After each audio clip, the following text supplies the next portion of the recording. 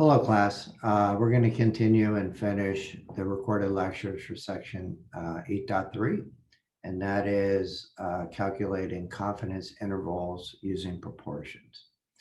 And so what we're going to talk about next is the idea of if you want a certain confidence level percentage-wise or a certain margin of error, how many samples do you need to make that happen?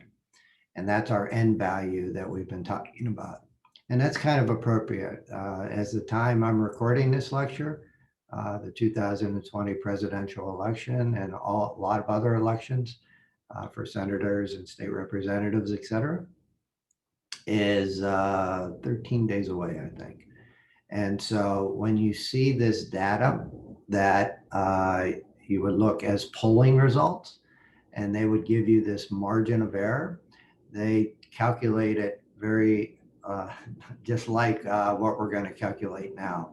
So the idea is, given these numbers of samples and the confidence levels, z-scores, et cetera, you would be able to get the right number to feel comfortable via statistics-wise that you're within that kind of margin of error. And so let me show you the formula. So here we go. And you can see that we have this margin of error, which they call M, and it's the z-score times the standard deviation using the central limit theorem, right? And the idea is that you can manipulate this equation using algebra. And it's not an algebra class, so I'm not going to prove that for you. But if you manipulate this equation and isolate n by itself, here is the equation. So it's n times p, 1 minus p, and then you have your z-score, which stands for the confidence level, and then you divide by the error rate and you square it.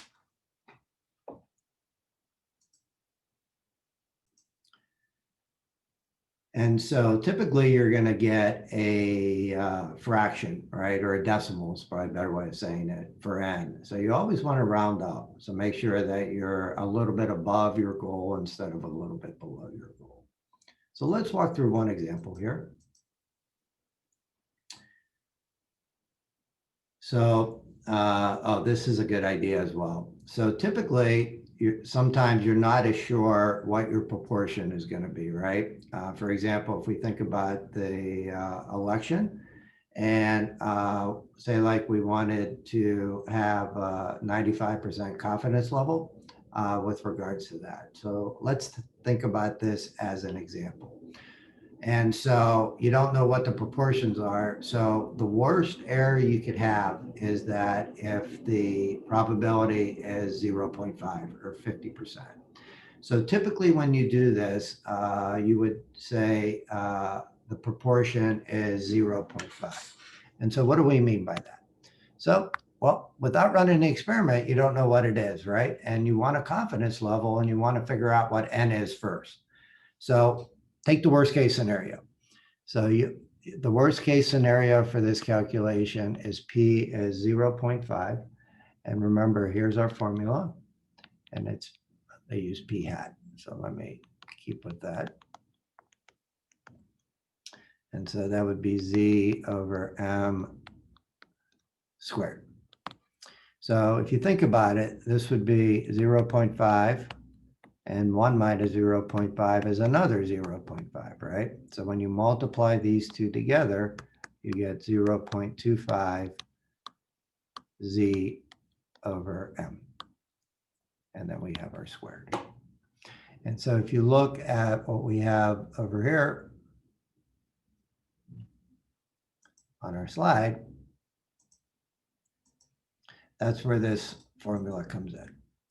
And so if you're not given the proportion, the best way to do this is to assume a 50-50 split. And so where does the z-score come from? Well, again, our table is quite useful here. And so our z-score should come from right here, our 95% confidence level. And where does our m come in? Well, the m is the tails, right? And so the idea here is our M value would be for 95%, you have the tails on each side, right? And so that would be 2.5% in the upper end and 2.5% on the lower end. If it was 95, or excuse me, 90%, it would be 5% at the upper end and 5% at the lower end. And here they use the idea of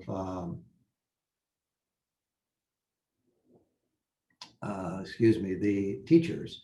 But we could think about this as our election, right? This is our election, and I'll let you take a look at this calculation because we're using the P's that were calculated up here. And it looks like to get the necessary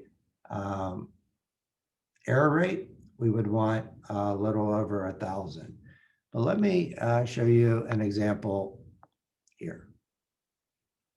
And why didn't the whiteboard come up? There we go. So let's do the same idea, but here we're thinking about election, right?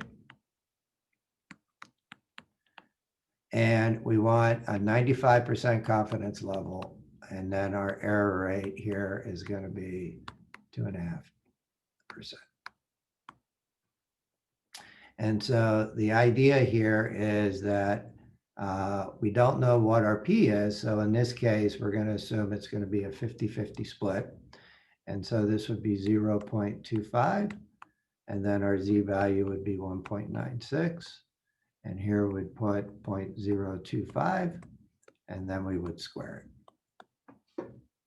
So if I get out my calculator in this case, 1.96, 0.025 divide, square that, that's a pretty big number, and then multiply by 0.25. And you could see you would need at least 1,536.64. And so, as I said before, you would round up to 1,537. So again, just taking a quick look at what we have here. This was already given to us, so we don't have to assume a 50-50 split. And so you plug those numbers in, and again, with that error rate and our Z-score of 95% confidence, and we get a little over 1,000. So you would round up to 1,020 people.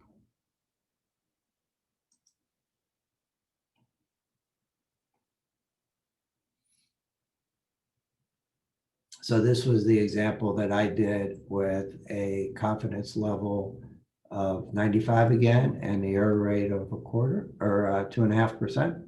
And here we did 50-50 split. So there's where that 0.25 comes in. So this number is a number that's used quite a bit. That if you're going to do this kind of polling, for example, you want at least 1,500 people to feel pretty confident with regard to that. So we're going to talk about one more thing. And this is the idea of doing this confidence level with a really small sample size. To me, this is a little, I wouldn't do this as an engineer. I would find a way to get more samples. But maybe there is a case where you need to do some sort of estimate, right? And you can only get a small number of samples. So here's how you do it. It's a little strange, but we'll walk through the calculations. So here, if you can't get at least 10 individuals in each category, but you still want to do some sort of estimate, what you do is you add 4 to the sample size. And so you add 2 to each side, right? So if you had, so a sample size, a total of 8 for a real small number, and you assume 4 is yes and 4 is no, what you do is you add 2 to each, so that would be 6 is yes and 6 is no, and you would add total of 4 to the sample, so that would go from 8 to 12. And so the idea is once you do that, the calculations are exactly the same, except when you do the n now for the standard error, instead of just n divided down there for our standard deviation, we have to add 4 to that. So again, write these down. I never remember this one. I always have to look this one up. Well, let's walk through an example. And here it says a random sample of 10, where there are 6 of them that had more than 15 employees. And so use this small sample to be able to do this. And again, we have 95% confidence level. And this idea that the business in the cities have more than 15 employees. So 95% is the typical number that is used. So 1.96 is a number that you'll probably remember, right? And so basically what we're doing here is first you calculate the P. And so the idea is that you add 2 to 6 and you add 4 to our n value, which is 10, and you do the division, you would get 0.57. So here is the confidence level. So when you do this calculation here, let's see what that would be. It doesn't look like they give you that number. That's kind of strange. So it'd be 0.5714. And then 1 minus 0.5714.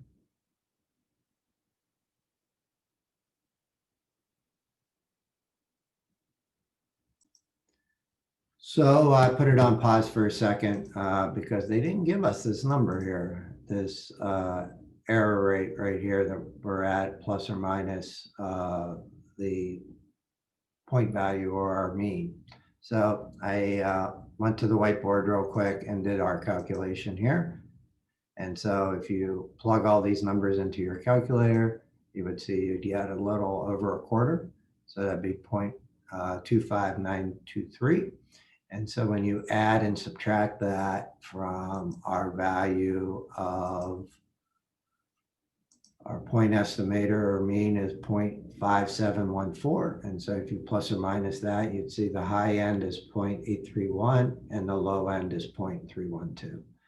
And you could see that with a small sample size, our range is really big, right? I mean, the total is 1, right? So you can see our range is greater than 50% from 0.3 all the way to 0.831. So I don't know how useful this would be if I was actually doing some sort of analysis, but that's the way the book ends up talking about it. So I wanted to show that. I believe there is one problem in the ALEKS homework that does a small sample size for you to play with that a little bit.